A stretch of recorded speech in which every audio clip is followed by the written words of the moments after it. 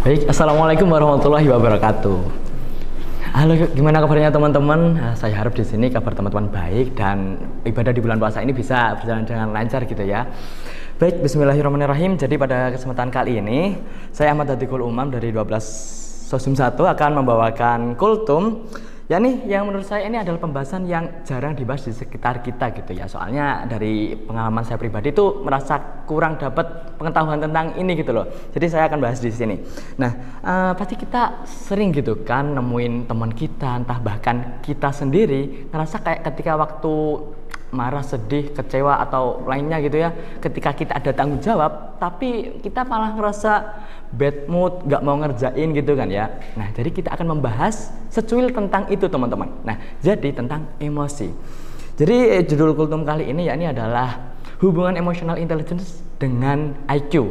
Nah, terlebih lagi di bulan Ramadan ini teman-teman, karena di bulan Ramadan ini kan kita diwajibkan untuk menahan nafsu ya, dari lapar, dahaga. Terlebih lagi emosi juga teman-teman. Kita harus bisa mengelola emosi kita dengan baik begitu.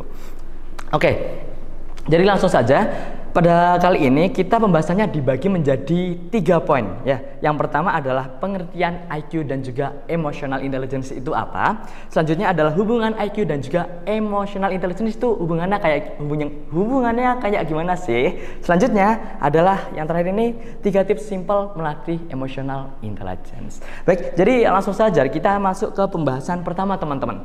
Ini kita perlu tahu dulu IQ dan emotional intelligence itu sebenarnya apa sih? Kita di IQ dulu.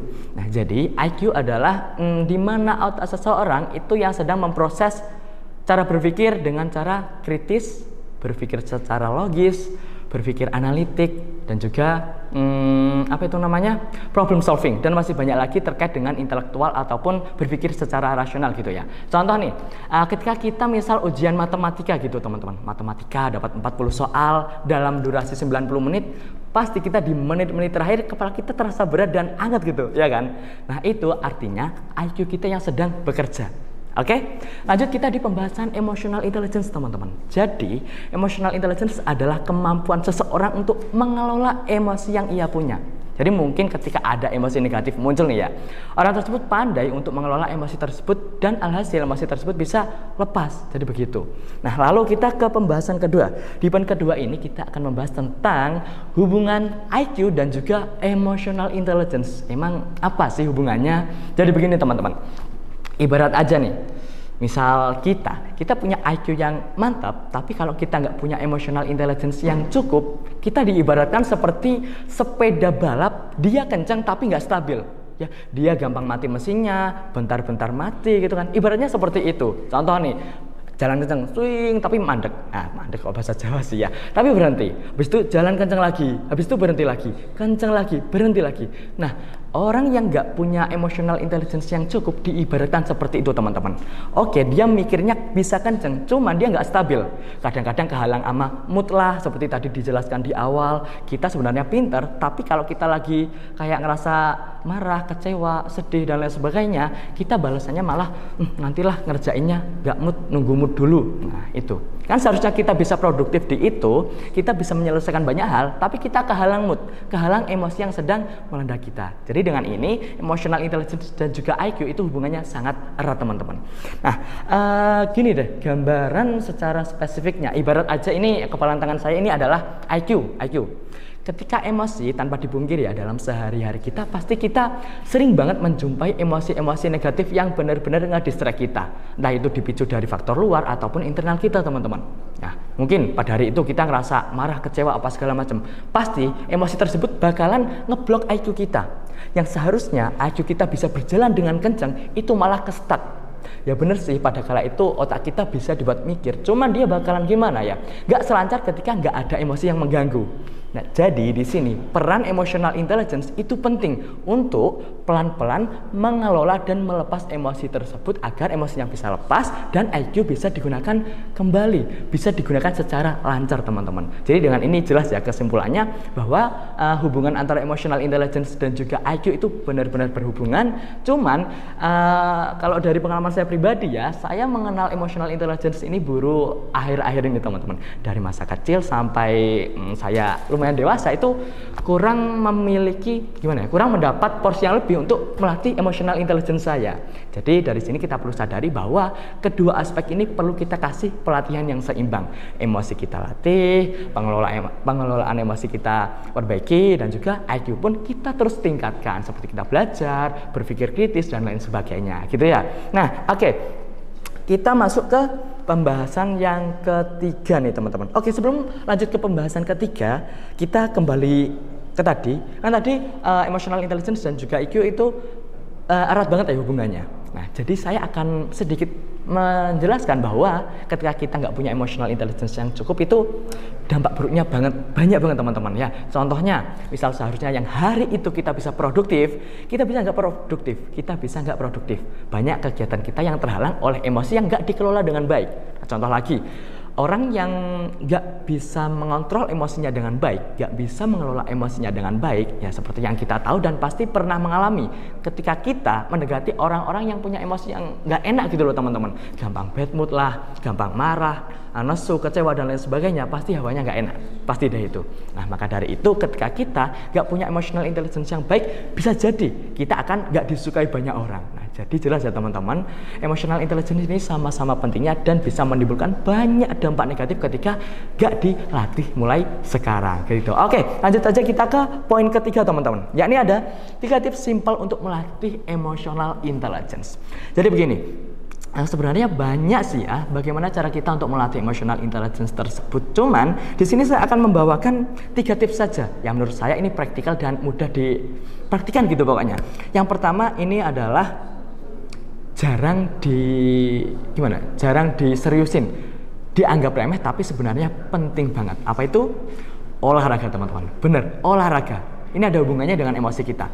Olahraga kan hubungannya dengan fisik, kok apa sih hubungannya dengan emosi? Jadi begini teman-teman, ketika kita berolahraga ya entah kita dapat keringetan lah, detak jantung kita mulai bertambah gitu ya, itu sistem di otak kita ada hormon yang diproduksi untuk memperbaiki mood kita, yang menimbulkan mood kita lebih baik. Nah, secara tidak langsung hal tersebut bisa membuat emosi kita lebih stabil teman-teman. Jadi jelas ya hubungannya olahraga dengan emosi itu benar-benar bisa membuat emosi lebih stabil. Jadi ada hubungannya teman-teman. Gak cuma olahraga dapat sehat, dapat fisiknya saja, enggak, tapi ada hubungannya secara mental health kita. Jadi begitu teman-teman. Oke, selanjutnya nih, tips kedua namanya adalah, saya ambil dari buku ini, dari Filosofi Teras. Ini menurut saya bukunya bagus ya. Oke, rekomendasi sih. Jadi pada buku ini ada satu poin yang menurut saya ini nyantol banget gitu. Namanya adalah dikotomi kendali teman-teman. Dikotomi kendali. Jadi dalam dikotomi kendali tersebut kita disadarkan bahwa di dunia ini, di sehari-hari kita perlu menyadari bahwa ada hal di luar kendali kita. Dan ada juga hal-hal yang masih dalam kendali kita teman-teman. Contoh yang dalam kendali kita, interpretasi kita, sudut pandang kita kepada dunia, orang luar gitu ya. Terus sikap kita, cara kita berperilaku itu masih dalam kendali kita. Lalu di luar kendali kita apa? Contoh, sikap orang lain terhadap kita, bagaimana orang lain berperilaku kepada kita, cuaca, dan masih banyak lagi faktor-faktor internal yang itu kita tidak ada kendali dalam hal itu teman-teman. Nah, tugas kita ini fokus pada hal-hal yang masih dalam kendali kita, yang bersifat internal. Contoh, ketika kita misal pada hari itu ada orang yang nyerobot jalan kita secara tidak langsung, kebanyakan orang itu langsung ngerasa nggak terima, kata-kata satu kebun binatang keluar semua gitu ya. Wah, itu salah. Itu adalah pengelolaan emosi yang kurang tepat teman-teman. Jadi misal ada orang yang nyerobot membuat kita emosi, kita jangan meledak dulu emosinya, ditahan dulu. Jadi jangan diambil langsung emosi dikeluarkan semua, enggak. Tapi kita bisa lebih pelan-pelan menetralkan diri kita untuk bersikap dengan baik. Soalnya kita menyadari bahwa sikap orang lain, pemikiran orang lain, dan yang kaitannya dengan orang lain itu sangat jauh di luar kendali kita. Kita fokusnya kepada dalam diri kita aja yang masih bersifat internal gitu ya. Kita bisa bersikap, mungkin orang tersebut lagi keburu-buru, lagi ada situasi yang benar-benar darurat sehingga dia sampai di jalan tuh seenaknya sendiri. Bukan seenaknya sih, maksudnya kayak motong-motong jalan orang gitu ya. Jadi dengan adanya pemikiran ini, energi kita tidak habis untuk mengambil sikap emosi dari situasi tersebut teman-teman. Soalnya kita bisa lebih fokus dalam hal-hal yang masih bisa kita kendalikan gitu ya. Oke, selanjutnya adalah ini. Saya juga ambil dari buku ini juga. Jadi dalam buku ini itu ada rumus yang menurut saya simple. Nama rumusnya adalah STAR, bintang ya, STAR. Ada 4 huruf. S artinya stop, T artinya think atau berpikir, A artinya assess atau menilai, R artinya respon. Nah, jadi ketika kita, ini pemraktekannya seperti ini. Jadi misal kita nih mulai ngerasa ada emosi yang bergejolak, emosi yang mulai ngerogotin kepala kita harus kita harus melakukan step yang pertama nih.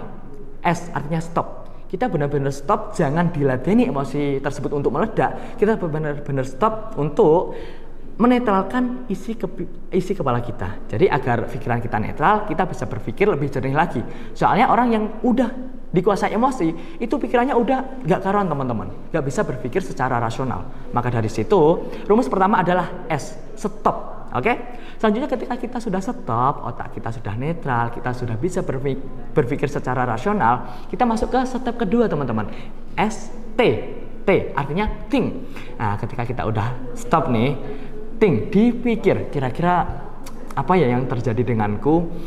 Oh, oke, aku marah. Misal ambil contoh tadi, ada orang yang seenaknya nyerobot. Oke, oh iya ya, aku ternyata marah. Dan kenapa ya aku marah? Oh, ternyata tadi karena ada orang yang seenaknya di jalan. Nah, udah tahu kan jawabannya, udah dapat. Dari awalnya yang kita tiba-tiba emosi gak jelas, kita dari diem terus berpikir, kita udah dapat jawaban teman-teman. Kita udah tahu kondisi kita itu sedang marah, dan marahnya disebabkan oleh apa? Oleh orang yang nerobos gak jelas tadi, gitu. Setelah itu masuk ke step berikutnya nih, setelah dapat jawaban. A artinya assess, dinilai. Nah, kira-kira sudah dapat jawaban, kita nilai bagaimana dengan penilaian yang baik. Oke. Orang tersebut tadi kok nyerobot seenaknya sendiri ya. Kira-kira kenapa ya dengan orang itu? Mungkin aja orang itu emang benar-benar keburu deh. Ada situasi yang lebih darurat deh, sehingga nyebabin orang itu gak fokus waktu di jalan. Dan kebetulan tadi hampir nyerempet aku tuh. Untung saja alhamdulillah aku gak kenapa-kenapa. Nah, jadi dengan adanya 3 step tersebut, kita bisa lebih tahu teman-teman, kita bisa lebih bijak untuk mengambil sikap. Jadi begitu, daripada kita yang di awal kita nggak kontrol, kita nggak stop, tiba-tiba emosi kita ledakan begitu saja, pasti banyak hal yang dirugikan. Dari cara kita nggak kekondisikan, soalnya kalau orang itu dikondisikan dengan emosi itu seenaknya sendiri teman-teman, bener deh. Nah oke, setelah udah dapat jawaban dari ketiga step tadi, kita masuk ke step yang terakhir, apa? R, response. Nah, jadi dengan ini ketika udah tahu nih jawabannya, oh aku marah disebabkan oleh orang itu, dan orang itu mungkin aja seenaknya sendiri di jalan karena mungkin emang ada situasi yang darurat, dan hal itu pun juga di luar kendali kita. Orang itu nggak ada di kendali kita. Ya udah, daripada aku marah lama-lama, nguras energiku, ngebuat emosiku gak jelas, mending aku respon dengan baik aja. Ya guys, alhamdulillah untung saja aku tadi nggak kenapa-kenapa. Jadi begitu teman-teman ya. Oke, sedikit rangkuman tentang 3 tips simple tadi. Yang pertama adalah olahraga. Jadi olahraga itu benar-benar bisa membuat emosi kita stabil, membantu kita memperbaiki mood dalam setiap hari-hari kita. Alhasil dengan itu kita bisa lebih produktif teman-teman. Jadi meskipun kita nyalain deh waktu 40 menit sampai 1 jam gitu sehari, itu worth it teman-teman. Kita buat ringan-ringan aja, gak usah olahraga yang berat. Nah, jogging lah, jalan lah, apa segala macam yang ringan-ringan aja, itu udah bisa ngebantu menstabilkan kondisi emosi kita. Oke, selanjutnya adalah dikotomi kendali. Nah, dikotomi kendali ini penjelasan singkatnya, kita perlu menyadari ada hal di luar kendali kita dan ada juga yang masih dalam kendali kita teman-teman. Kita perlunya untuk fokus dalam hal-hal yang bersifat internal, yang masih bisa kita kendalikan. Bukan malah kita membuang energi untuk marah, untuk gerundel dengan hal-hal di luar kendali kita. Jadi begitu ya. Selanjutnya nih, yang ketiga adalah rumus STAR. Nah, simpel banget. Ketika emosi mulai memuncak, emosi mulai ngegrogotin kepala kita perlu ingat STAR, S-T-A-R, stop, berhenti dulu, biarkan otak netral, biarkan pikiran bisa jernih dulu. Selanjutnya T, think, dipikir. Apa yang sedang terjadi dengan kita itu dipikir. Setelah dapat jawabannya, kita assess, dinilai, kira-kira apa ya yang sebenarnya terjadi. Nah, jadi dengan adanya penilaian atau step-step dari 3 rumus tadi, kita masuk ke step yang terakhir, artinya respon. Nah, Jadi dengan ini kita bisa merespon situasi tersebut sebaik mungkin. Jadi gitu ya teman-teman. Alhamdulillah, saya rasa cukup ya pembahasan kali ini. Semoga apa yang telah kita bahas bareng-bareng di sini bisa bermanfaat bagi diri kita dan juga orang di sekitar kita teman-teman ya. Alhamdulillahirobbilalamin. Saya rasa cukup ya. Tapi sebelum itu saya minta doanya untuk kita semua. Semoga apa yang telah terjadi di bergejolak-gejolak di dunia ini bisa situasinya lebih membaik gitu ya teman-teman, demi kebaikan kita bersama. Mari kita doakan bareng-bareng, semoga ada hasil yang terbaik gitu ya. Baik, sekian dari saya, terima kasih atas perhatiannya dan wassalamualaikum warahmatullahi wabarakatuh.